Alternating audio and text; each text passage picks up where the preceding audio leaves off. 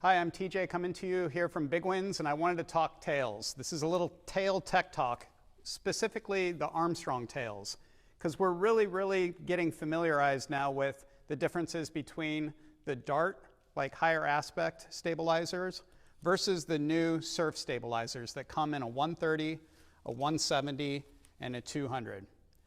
The 200 is kind of the new Surf 205, and I'm sure a lot of you guys are familiar with this particular tail. This has been out for a long time. The idea with the surf tails is that they have a little bit more drive through the turn.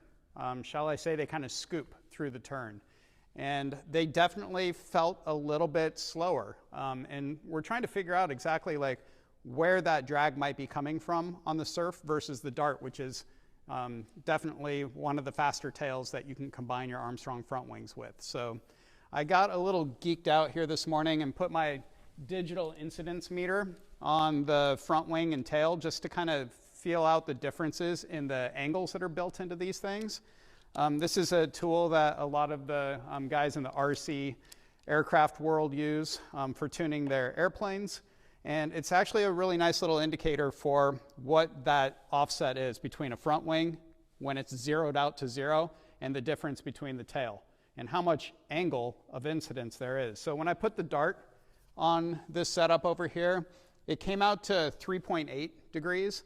And a lot of us here in the gorge, we actually like the Dart shimmed with the blue shim a little bit, and that kind of reduces that angle down to about just over 3 degrees difference between the front and the tail.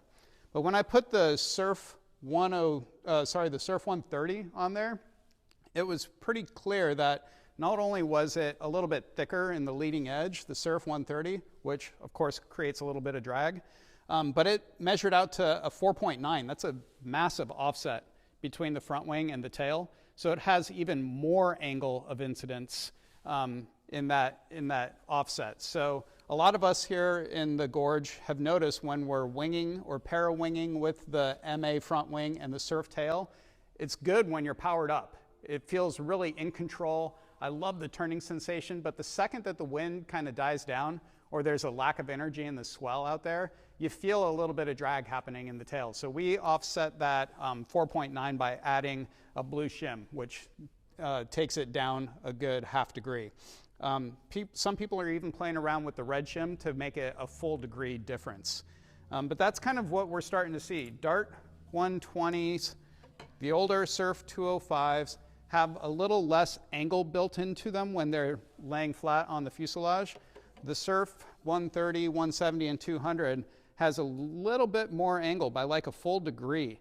So if you want to offset that and create a little less drag, add a shim, whether it's the blue or the red shim.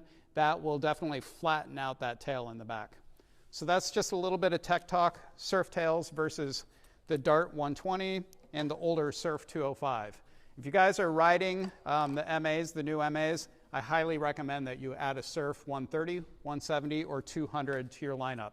The 130 is really designed for the smaller MAs, MK2s.